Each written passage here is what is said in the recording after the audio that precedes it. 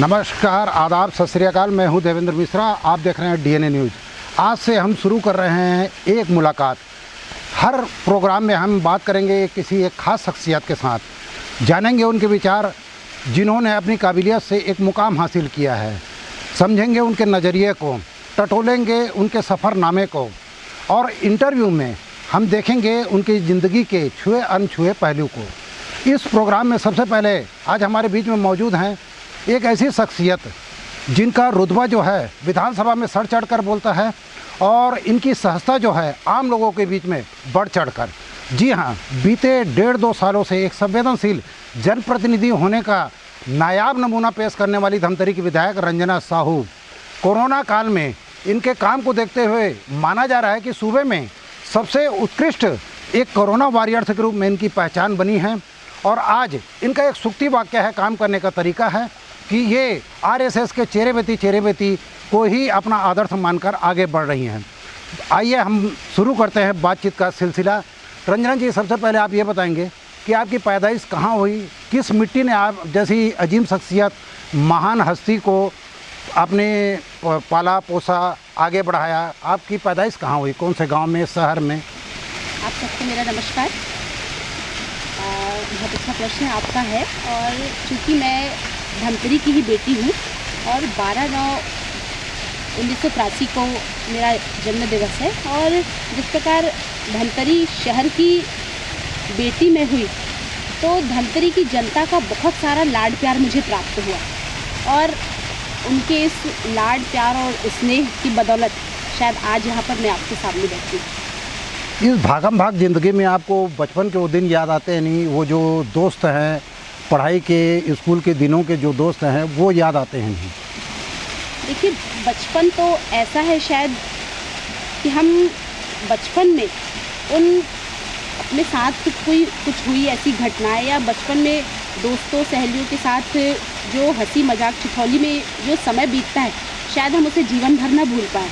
तो बचपन अपने आप में एक अद्भुत जीवन है, और जैसे जैसे मैच्योरिटी, टीनेजर्स एक हम समय अवधि को जब पार करते हैं, तो उस समय जैसे जैसे आपके पास समझदारी या मैच्योरिटी कहा जाए आते जाती है, आपके जीवन में उतनी ही परेशानियां और संघर्ष का सामना करना पड़ता है आपको। तो बचपन सबसे बेहतर है। बचपन में हम देखते हैं बच्चों को कभी किसी जिम्मेदारी के उन्हें जिम्मेदारी नहीं उठानी पड़ती, और वो निश्चिंत होकर अपने बचपने को जीते हैं। आपको स्कूल के दिनों के कोई यादगार लम्हे होंगे, वो पल होंगे जो आज तक के आपके ज़हन में हैं, उनको आप याद करते होंगे। आज आपकी ज़िंदगी बहुत भागम भाग हो गई है, एक जनप्रतिनिधि बन गए हैं, लेकिन आदमी का बचपना जो है उसके ज़हन में हमेशा ज़िंदा रहता है, ताज़ा रहता है। ऐसे कोई यादगार लम्हे जो हम धमतरी की जनता के साथ उसको शेयर कर सकें? देखिए, मेरा बचपन धमतरी शहर में ही बीता है, और मैं धमतरी के बहुत प्रसिद्ध गर्ल्स हायर सेकेंडरी स्कूल से मैंने 12वीं तक की परीक्षा उत्तीर्ण की। और मुझे बहुत अच्छे से याद है, हम 5 अच्छी दोस्त हुआ करती थी, और चूँकि उस समय बहुत बचपना 6-7 की क्लास में हम रहे होंगे, और हम 5 सहेलियाँ बहुत ज़्यादा अपने आप में एंजॉय करती थी। हमको ज़्यादा किसी से और मतलब नहीं रहता था, और उस समय हमने इस चीज़ को समझा कि यदि हम किसी की मदद करते हैं तो शायद वो एक आत्मिक सुकून हमें मिलता है। हम लोग 7th की क्लास में थे, और उस समय हमारे स्कूल के सामने एक चने वाली थी जो चना बेचा करती थी, और हमको ये नहीं पता था कि उस चने वाले की बेटी उस स्कूल में पढ़ती है। और चूँकि वो गवर्नमेंट स्कूल था, तो कुछ नॉमिनल फीस और पुस्तक कॉपी ये सारी चीज़ आपको खुद लेना पड़ता था। तो उस समय उस चने वाली की स्थिति ऐसी नहीं थी कि वो अपने बच्चे, अपनी बिटिया के स्कूल का फीस दे सके, या उसे नया ड्रेस या उसके लिए कुछ पुस्तक कॉपी उपलब्ध कर सके। और इत्तेफाक से उसकी जो बेटी वो हमारे क्लास में ही थी, तो हम उस चने वाली से रोज़ चना खरीदा करते थे। एक बार जब हमें ये पता चला कि ये उस चने वाली की बेटी है, और उस दिन उसे अपने स्कूल की फ़ीस पता नहीं, तो उस समय हम 5 सहेलियों ने मिलकर उसकी फ़ीस दी। तो उस समय हमको ये एहसास हुआ कि हमारी दोस्ती तो खैर अपनी जगह है, लेकिन हम दोस्तों ने मिलकर उस एक अपनी एक सहेली, अपने साथ में पढ़ी हुई उस सहेली की हमने मदद की, तो उससे हमें एक आत्मिक सुकून मिला। तो ये एक छोटी सी घटना है, और उसके बाद से हमने ये समझा कि वास्तव में यदि आप किसी की मदद करते हैं, किसी की हेल्प करते हैं, तो शायद अंदर से एक सुकून आपको जो मिलता है वो एक अद्भुत एहसास होता है। आपने अपने करियर के बारे में कब सोचा? स्कूल के दिनों में ही सोच लिया या कॉलेज के दिनों में? कब आपने ये तय किया कि मुझे क्या बनना है आगे? ऐसे कौन से लम्हे थे? स्कूल में ही सोच लिया था या कॉलेज में आने के बाद सोचा? देखिए, स्कूल में रहते तक तो बचपना ही रहता है, और उसके बाद जैसे हमने 12वीं की परीक्षा उत्तीर्ण की, तो सभी जो सहेलियां थी, किसी को लगा हमें डॉक्टर बनना चाहिए, किसी को लगा इंजीनियर बनना चाहिए, किसी को और कुछ। उसके बाद हम कॉलेज में अपने अपने सब्जेक्ट के हिसाब से हम सब चले गए। लेकिन उस समय कहीं भी ये नहीं लगा कि मुझे कि हमें कुछ बनना चाहिए, कुछ करना चाहिए। मुझे ये लगा कि यदि परिवार की जिम्मेदारी मिलती है, तो शायद मैं उसे एक बेटी बनकर, चाहे बहू बनकर, मैं अपने परिवार की जिम्मेदारी बहुत अच्छे से निभा सकती हूँ। जैसे कि हम सब जानते हैं कि आपकी शिक्षा बहुत उच्च है, तो आपने राजनीति को ही करियर के रूप में क्यों चुना, जबकि आपके पास दूसरे फील्ड में भी जाने के बराबर मौके थे? देखिए, जब मैंने सार्वजनिक जीवन में कदम रखा, तो मैंने सार्वजनिक जीवन की वर्णमाला तक के बारे में मुझे नॉलेज नहीं था। लेकिन चूंकि परिस्थितियां ऐसी हुई और बहुत विपरीत परिस्थितियों में मैंने सार्वजनिक जीवन में कदम रखा। क्योंकि मैं शहर की बेटी ज़रूर हूँ, लेकिन मेरा ससुराल गांव है, और जिस प्रकार मुझे लाड प्यार शहर की बेटी के रूप में मिला, और उतना ही लाड और दुलार मुझे गांव की बहू होने के नाते मिला। क्योंकि गांव की संस्कृति, गांव की परंपरा, गांव में एक बड़ा परिवार होना और बड़े परिवार में बहू को घर से बाहर निकलना, ये बहुत विपरीत परिस्थिति थी। और ऐसी विपरीत परिस्थिति में अचानक से मुझे घर से बाहर निकलना पड़ा, और उस समय परिवार के जितने बड़े बुजुर्ग थे, उनका सभी का आशीर्वाद मेरे साथ था। मेरे श्रीमान जी का सहयोग बराबर मेरे साथ बना रहा, और मैं सार्वजनिक जीवन में मैंने कदम रखा। आपने जनपद सदस्य का चुनाव लड़ा, जनपद अध्यक्ष भी बनी, तो इस राजनीति के इस उपलब्धि को आप कामयाबी से जोड़ कर देखती हैं या किस्मत से जोड़ कर देखती हैं? ये काबिलियत है कि किस्मत है ये? देखिए, लोकतंत्र में तो जनता जनार्दन है, और जिस प्रकार लोकतंत्र में हमने जनता को एक भगवान के रूप में देखा है, और भगवान का दूसरा रूप कहें तो हमारी जनता है। जितनी जनता ने मुझ पर विश्वास दिखाया, और मुझे एक साधारण महिला से उठाकर एक जनपद सदस्य, और जनपद सदस्य लेकर जनपद अध्यक्ष, और जनपद अध्यक्ष से लेकर आज एक विधानसभा के सदस्य के रूप में मुझे जो एक बड़ी जिम्मेदारी दी है, तो मुझे ऐसा लगता है कि जनता ही जनार्दन है, और जनता का अटूट विश्वास और प्रेम मेरे साथ है। शायद इसलिए आज मैं यहाँ पर हूँ। अब कुछ राजनीतिक सवाल हो जाए। आप 2018 का जब चुनाव आया, उस दौरान टिकट की बहुत मारामारी थी, बहुत सारे दिग्गज और अनुभवी लोग जो है वो मैदान में थे। उस समय आप अपनी उम्मीदवारी को लेकर कितना आश्वस्त थी और क्यों आश्वस्त थे? देखिए, धमतरी शहर की जो राजनीति है वो बहुत अलग है, और ऐसी परिस्थितियों में एक घर से निकली हुई बहुत साधारण सी महिला जो गांव की बहू है, और ऐसी महिला को भारतीय जनता पार्टी ने टिकट दी, तो मैंने ये नहीं सोचा कि मुझे जीतना ही है इसलिए मैं चुनाव के प्रचार में जाऊं। मुझे ये लगा कि मेरे भारतीय जनता पार्टी ने यदि मुझ जैसी महिला पर विश्वास दिखाया है, तो मुझे उनके विश्वास में खरा उतरना है, और धमतरी की जनता यदि चाहे तो मुझे एक बड़ी जिम्मेदारी दे सकती है। जब चुनावी संग्राम शुरू हुआ तो कई राजनीतिक समीकरण बनने शुरू हुए। एक ऐसा वातावरण भी आया जब कांग्रेस के घोषणा पत्र के कारण लगा कि कांग्रेस की एक लहर सी उठी है करके। साथ साथ धमतरी क्षेत्र में कांग्रेस में बगावत भी हो गया, तो ये जो चुनाव है वो त्रिकोणी हो गया था।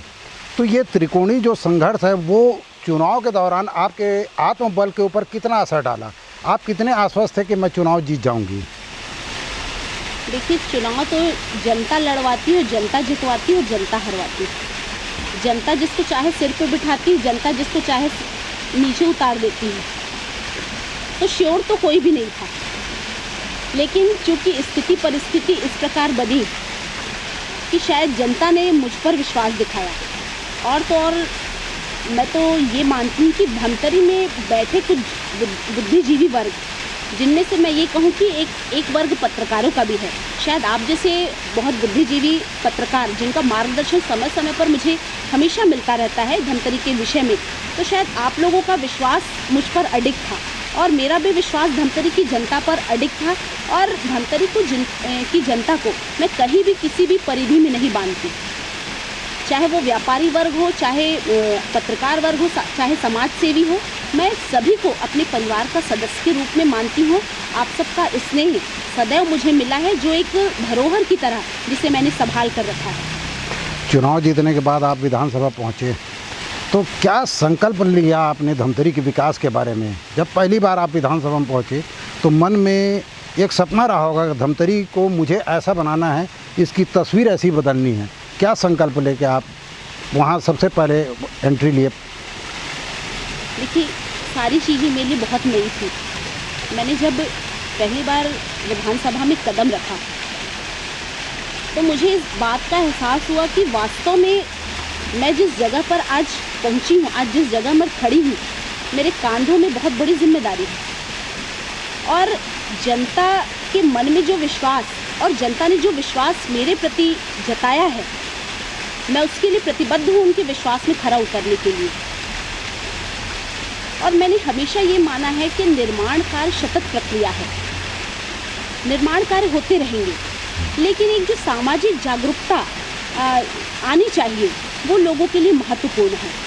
अभी जिस प्रकार बहुत अच्छा उदाहरण हम सबके बीच है, हमारे प्रधानमंत्री नरेंद्र भाई मोदी ने जिस प्रकार एक वास्तव में एक जनप्रतिनिधि होने के नाते और हमारे देश के प्रधानमंत्री होने के नाते उन्होंने अपनी सक्रियता दिखाते हुए, चूँकि हम 6 से 7 महीने लॉकडाउन में रहे, लॉकडाउन में ये स्थिति थी कि पूरे भारतवर्ष एक आर्थिक संकट से जूझ रहा था, और ऐसे समय में हमको ऐसा लगता कि किसी का यदि साथ मिल जाता, किसी का सहयोग यदि मिल जाता, तो हम सब प्रकार के संकटों से दूर हो जाते। उस समय प्रधानमंत्री जी सोशल मीडिया के माध्यम से बार बार हम सबके बीच आते थे और हमें एक साहस बंधाते थे। हमें कभी भी नेगेटिव सोचने के लिए उन्होंने नहीं कहा और हमेशा आह्वान किया कि आप पॉजिटिव सोचिए। और जिस प्रकार की जो परिस्थिति थी उनसे लड़ने के लिए उन्होंने आह्वान किया। तो ये एक जिम्मेदार जनप्रतिनिधि की सोच है, और चूँकि हमारे प्रधानमंत्री जी बार बार हम सबके बीच आते रहे, उन्होंने हमारा हौसला बुलंद किया। तो एक जनप्रतिनिधि की बहुत बड़ी जिम्मेदारी है कि आप अपनी जनता के बीच हमेशा उनके सुख दुख में उपस्थित रहें। यदि कोई दिक्कत, कोई परेशानी आती है तो सदैव आप उनके साथ रहें। आपको तकरीबन 2 साल हो गए विधायक बने। हर राजनेता के जीवन में, उनके राजनीतिक सफ़र में कहीं न कहीं खट्टे मीठे अनुभव सामने आते हैं। आपके इस 2 साल में क्या खट्टे मीठे अनुभव रहे और क्या सीख लिया आपने उन अनुभवों से? देखिए, खट्टे मीठे बहुत ज़्यादा ऐसे 2 साल में बहुत ज़्यादा तो मैंने कुछ नहीं सोचा समझा, लेकिन जब भी मैं जनता के बीच जाती थी तो मुझे ये हमेशा महसूस होता था कि जनता ने एक जिम्मेदारी दी है, और हमेशा मैं एक उनके बीच जब भी जाती हूँ, एक साधारण सी महिला, एक बेटी बनकर, उनकी एक बहू बनकर, और तो और सभी ने मुझे अपनी बहन माना है, तो एक बहन बनकर मैं उनके बीच जब उपस्थित होती हूँ तो मुझे हमेशा ये प्रतीत होता है कि जिम्मेदारी यदि उन्होंने मुझे दी है तो उनकी जिम्मेदारियों को मैं कैसे निभाऊँ, कैसे उनकी समस्याओं का मैं समाधान करूँ। और जब विधानसभा में मुझे अवसर मिलता है बोलने का, तो मैं अपने धमतरी क्षेत्र की हर एक विषय को रखने से मैं कभी नहीं चूकती। जिन विषयों में मुझे लगता है कि धमतरी का बहुत ये गंभीर विषय है और प्रदेश की सरकार का ध्यान इन विषयों की ओर नहीं जा रहा है, तो उस समय वो विषय मेरे लिए बहुत चैलेंजिंग होता है कि मैं कैसे सरकार से अपनी बात को मनवाऊँ। ये उस समय मुझे ये लगता है कि कैसे मैं उस प्रेजेंटेशन को दूँ ताकि सरकार को या शासन को ये लगे कि वास्तव में धमतरी की स्थिति ऐसी है और हमें कैसे धमतरी की स्थिति को बेहतर बनाना है, उसमें शासन का भी सहयोग मुझे मिले। आप एक महिला जनप्रतिनिधि हैं और एक गृहिणी भी हैं, तो ये व्यस्तता के बीच आप अपने घर परिवार के लिए कैसा समय निकाल पाती हैं? कभी पति या बच्चों को शिकायत नहीं रही या रिश्ते नातेदार को कि आप हमारे लिए समय नहीं देते? इसको कैसे मैनेज करते हैं आप? देखिए, मैंने शुरू से मेरा जो मन था, मुझे ऐसा लगता था कि मैं परिवार की जिम्मेदारी बहुत अच्छे से निभा लूँगी, और मैंने बताया कि मैं बहुत विपरीत परिस्थिति में निकल के आई घर से। तो यदि मुझे बहुत अधिक अभी जो सहयोग मिलता है, सबसे पहले तो मुझे मेरी जनता का पूरा सहयोग मिलता है, क्योंकि जितने घंटे मैं उनके साथ रहकर काम करती हूँ सार्वजनिक जीवन में, उतना ही थोड़ा सा समय निकाल कर मैं अपने घर परिवार, अपने बच्चों और अपने पूरे परिवार को वो समय देती हूँ। तो इस प्रकार दोनों के बीच मैं मैनेज करने का प्रयास करती हूँ। देश में हालिया दिनों में एक मामला जो है बहुत सुर्खियों में है और गरमाया हुआ है। हाथरस के बाद, राजस्थान के 12 गांव के बाद महिला उत्पीड़न या नारी प्रताड़ना को लेकर इस तरह के मामले धमतरी ज़िले में भी बहुत आते रहते हैं। तो आपका इस मामले में क्या नज़रिया है कि इस पर कैसे लगाम लगाई जाए? जन जागरूकता से या कानून को और सख्त बनाने की ज़रूरत है? देखिए, जिस तरह की घटनाएं पूरे भारत देश में हो रही हैं और छत्तीसगढ़ में जिस प्रकार की घटनाएं हो रही हैं, और महिलाओं के प्रति यदि इस तरह का व्यवहार होता है, वो विषय बहुत संवेदनशील होता है। और ऐसे समय में सरकार किसी की भी हो, उसे बढ़ चढ़कर आगे आना चाहिए। जिस प्रकार हमारा भारत देश है, महिलाओं को पूजता है, भारत को भी हम माँ कहते हैं और छत्तीसगढ़ भी हमारी महतारी है। तो ऐसे समय में हमें महिलाओं का सम्मान करते हुए, भारतवर्ष ऐसा देश है जहाँ महिलाओं की पूजा की जाती है, उन्हें उनका सम्मान किया जाता है और उन्हें माँ, बहन और बेटी के रूप में देखा जाता है। और उनके साथ किसी भी प्रकार की घटनाएं हो, चाहे वो रेप की घटनाएं हो, चाहे महिलाओं को प्रताड़ित किया जाए या उन पर किसी भी प्रकार का अत्याचार किया जाए, ये बहुत ही निंदनीय है और मैं बहुत ही कड़े शब्दों में इसकी निंदा करती हूँ। और चूँकि अभी प्रधानमंत्री जी के माध्यम से एक एक्ट जो जारी हुआ, जिसमें घटनाएं कहीं भी हो रही हों और उन घटनाओं की जानकारी यदि पास के थाने में होती है या पीड़िता के माध्यम से जानकारी यदि दी जाती है, तो उन्हें वहाँ पर उनकी जानकारी को नोट करने का अधिकार उन्हें है, आपके एफआईआर दर्ज करने का अधिकार उन्हें है। और तो और 24 घंटे में एमएलसी भी आपको करना पड़ेगा, 24 घंटे के अंदर आपको एफआईआर करनी पड़ेगी, एफआईआर दर्ज करनी पड़ेगी। ये हमारे प्रधानमंत्री जी ने बहुत अच्छी पहल की है, मैं उन्हें आपके चैनल के माध्यम से मैं धन्यवाद भी देना चाहती हूँ। तो इस तरह की घटनाएं बहुत निंदनीय है और चूँकि सरकार तो आती जाती रहेगी, लेकिन इन विषयों पर थोड़ी सी सक्रियता दिखाते हुए, क्योंकि महिलाओं को सुरक्षित रखना एक बहुत बड़ी जिम्मेदारी है। तो इन महिलाओं को सम्मान देते हुए, हमारी बहनों को, माताओं को सम्मान देते हुए ऐसे और अनेक कानून लाने चाहिए ताकि हमारी बहनें सुरक्षित रहें। आप एक किसान परिवार से संबंध रखती हैं, किसानों के दुख दर्द को आप बखूबी समझती हैं, उनकी ज़िंदगी, उनके जीवन स्तर, उनकी आर्थिक हालत को भी आप बहुत करीब से देखा है आपने। ये जो अभी मोदी सरकार ने कृषि बिल लाया है, इसका कांग्रेस पार्टी विरोध कर रही है। आपके नज़रिए में क्या लगता है कि कृषि बिल किसानों के लिए कितना हितकर है, कितना इससे फ़ायदा होगा, कितना नुकसान होगा? क्या कहना चाहेंगी इस क्षेत्र के किसानों को आप? देखिए, सबसे पहले मैं आपको बता दी, जब राज्यसभा और लोकसभा में जब कृषि बिल आया, कृषि विधेयक आया, तो विपक्ष का एक भी सांसद, मैं फिर से दोहराती हूँ, जब लोकसभा और राज्यसभा में जब ये बिल आया, जब ये विषय आया, उस समय विपक्ष का एक भी सांसद कृषि बिल के एक भी विषयों में उन्होंने चर्चा नहीं की, एक भी बिंदुओं में उन्होंने बहस नहीं की, उन्होंने केवल पॉलिटिकल भाषण दिया। और किसान बिल 70 साल की आज़ादी के बाद यदि एक प्रधानमंत्री जी हैं जो देश के किसानों के बारे में सोचना चाहते हैं, वो किसानों के लिए कुछ करना चाहते हैं, वो किसानों को सक्षम बनाना चाहते हैं, मजबूत बनाना चाहते हैं, उन्हें समृद्धशाली बनाना चाहते हैं और वो बिचौलियों को ख़त्म करना चाहते हैं, तो ये प्रधानमंत्री जी क्या गलत करते हैं? लेकिन कांग्रेस चूँकि विपक्ष में है, विरोध करना उनका काम है। वो तो विरोध करेंगे। और मैं तो आपके चैनल के माध्यम से फिर से, यदि किसान बंधुओं तक मेरी आवाज़ जा रही है, तो मेरा हाथ जोड़ के आप सबसे निवेदन है कि इस बिल को हम बहुत अच्छे से जाने समझें, क्योंकि ये बिल किसानों के पक्ष में है। राष्ट्रीय बाजार में आप कहीं भी अपने किसान उत्पाद को आप बेच सकते हैं, कोई बिचौलिया आपके बीच नहीं आएगा। बिचौलियों को ख़त्म करने के लिए यह बिल को लाया गया है। जब करार होता है तब किसान को अधिकार दे दिया गया है कि आपकी इच्छा नहीं है तो आप बीच में करार छोड़ सकते हैं, लेकिन कंपनी को अधिकार नहीं है कि वो करार छोड़ दे। और यदि मजबूरन फिर भी वो करार छोड़ता है तो एसडीएम, जो अपने आप में एक न्यायालय है, अपने आप में एक कानून है, उसे 30 दिन के अंदर इन विषयों में समझौता करवाना पड़ेगा। और यदि किसान करार तोड़ता है तो किसान केवल बीज जो लगाता है उसकी ही राशि वो सामने वाले को देगा, लेकिन यदि कंपनी करार तोड़ती है तो उसका 1.5% अधिकतम मूल्य वह किसान को देना पड़ेगा। ये कानून है।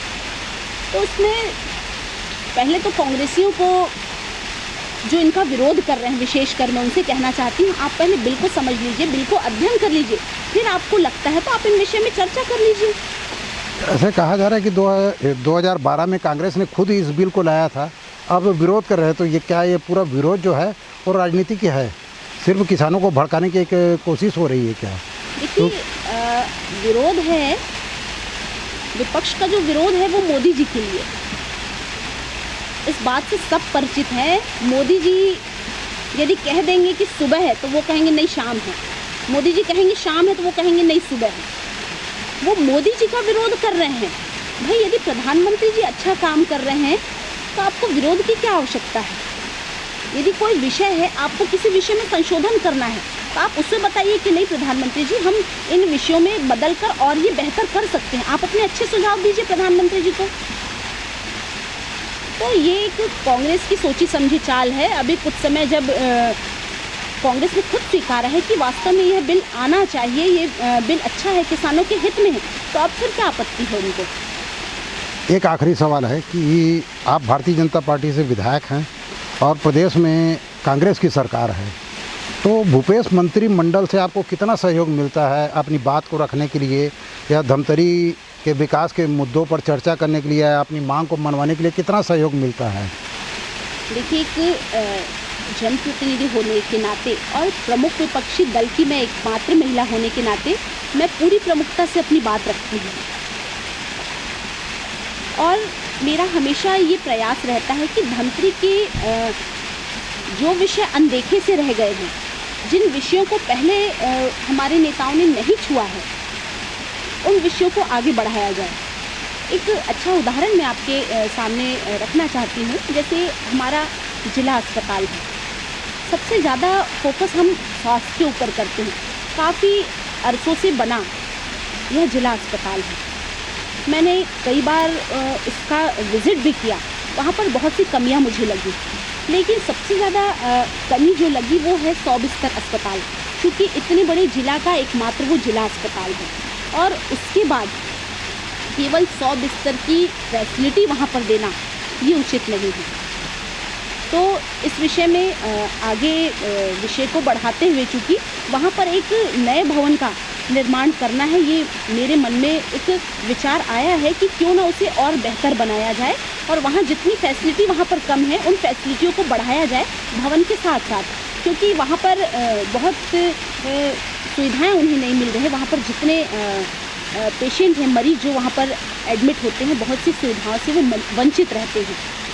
तो उन्हें पूरी सुविधाएं दिलाना, और हम क्योंकि स्वास्थ्य पर ज़्यादा फोकस कर रहे हैं, तो वहाँ पर एक नया भवन उनको मिल जाए। और पूरे ज़िले के आसपास की, ये यहाँ तक कि धमतरी जिला अस्पताल है, लेकिन आसपास के अन्य ज़िलों के लोग भी यहाँ पर अपना इलाज कराने आते हैं, तो ये बेहतर सुविधाएं आसपास के लोगों को, हमारी धमतरी ज़िले की जनता को मिले, ये हमारा प्राथमिकता से काम है। एक छोटा सा सवाल और है कि किसी एक राजनेता ने कहा था भारत के विषय में कि जब हम पीछे मुड़कर देखते हैं तो ऐसा लगता है हम बहुत आगे आ गए हैं, लेकिन जब सामने की ओर देखते हैं तो लगता है मंजिल अभी दूर है। तो वैसे ही आप 2 साल से विधायक हैं, अब तक के जो आपने काम किया है उससे कितनी संतुष्ट हैं कि आपको क्या आज भी ऐसा लगता है कि जो आपने धमतरी के विकास की कल्पना की उसमें अभी बहुत काम करना बाकी है? कितनी संतुष्टि है आपको अपने खुद के काम से? देखिए, जो व्यक्ति बहुत ज़्यादा मेहनत और लगन से जो काम करता है उसे संतुष्टि कभी नहीं मिलती, क्योंकि उसे केवल काम करना है, उसे एक जोश, एक जुनून रहता है कि नहीं, मुझे अभी और कुछ करना बाकी है। और यही सोच हमारी भी है। अभी धमतरी के विषय में बहुत से जो अनछुए या अनदेखे जो विषय जो रह गए हैं, उन विषयों को प्राथमिकता से रखना और कैसे उन विषयों में विपक्ष में भी रहते हुए फिर कैसे उन विषयों को फोकस करके सदन तक पहुंचाना और सदन से उन अपनी बातों को मनवाना, इस विषय पे मैंने फोकस किया है। अंत में डीएनए के दर्शकों के लिए 2 शब्द। क्योंकि डीएनए का यह चैनल अभी शुरू करने का अच्छा प्रयास हमारे सम्मानीय बंधुओं के माध्यम से किया गया है। हमारे भाई ऋतुराज पवार जी, सम्मानीय छाबड़ा जी, हमारे साथ में बैठे आदरणीय भैया देवेंद्र मिश्रा जी और बाकी उनकी जितनी टीम है, मैं आप सबको बहुत बहुत धन्यवाद देना चाहती हूँ कि एक अच्छे नए कार्यक्रम की शुरुआत आप लोगों ने की है। और जिस प्रकार हम सब जानते हैं कि सोशल मीडिया में एक्टिव रहना और सोशल मीडिया का भरपूर प्रयोग करना, हमारे प्रधानमंत्री जी ने हमेशा आह्वान किया है कि आप सोशल मीडिया का भरपूर उपयोग करिए। और एक मीडिया है जो लोकतंत्र का चौथा स्तंभ होता है। आप लोगों के माध्यम से ही हम अपनी सारी बातें अपने जनता के बीच पहुंचाते हैं। आप सभी को मैं बहुत बहुत धन्यवाद देती हूं। आप मीडिया में जो आप लोगों ने काम करने की एक नई पहल की है, आप लोगों ने बहुत अच्छा यह प्रोग्राम तय किया है। आप सभी का बहुत बहुत धन्यवाद। तो ये थी रंजना साहू और हमने जाना उनके विचार, उनके समझा उनके नज़रिए को और उनके जीवन के कुछ छुए अनछुए पहलुओं को भी हमने झांकने की कोशिश की। सहजता, सरलता, सौम्यता इनकी पहचान है और जब जब धमतरी के हित की बात आती है या भारतीय जनता पार्टी के हितों पर आँच आती है तो इनकी गर्जना सड़क से लेकर विधानसभा तक सुनाई देती है। हम उम्मीद करते हैं कि आने वाले 3 साल में भी ये धमतरी के विकास के लिए, धमतरी की तस्वीर को बदलने के लिए संघर्ष करते रहेंगी। हम आपसे विदा लेते हैं इन्हीं उम्मीदों के साथ कि फिर एक शख्सियत के साथ बहुत जल्दी आपके बीच में आएंगे। इस प्रोग्राम एक मुलाकात के साथ मुझे दीजिए इजाज़त। जय धमतरी, जय छत्तीसगढ़।